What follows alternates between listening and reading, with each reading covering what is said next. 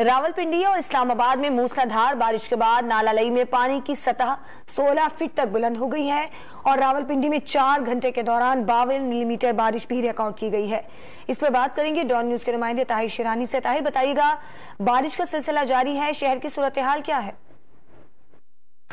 जी बिल्कुल, देखिए रावलपिंडी इस्लामाबाद में सुबह सवेरे बारिश का सिलसिला शुरू हुआ, जिसके बाद जहाँ पे गर्मी की शिद्दत में कमी आई है, वहीं पे निशेबी इलाके भी ज़ेरे आब आ गए थे।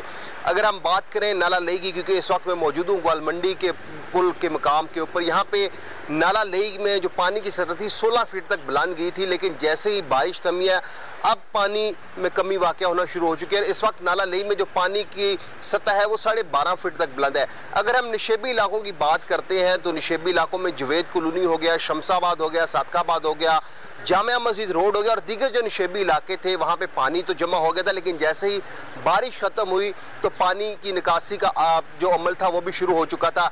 एमडी वासा, commissioner Rawalpindi, deputy commissioner Rawalpindi, उन्होंने नाला लेई का दौरा भी किया और तमाम निशेबी इलाके जो जिनको क्लियर करार दिया गया वहाँ पे वासा का अमला भी तैनात किया गया और नाला लेई में जो बारिश थमने के बाद पानी की सतह में खासी कमी आना शुरू हो चुकी है। जी।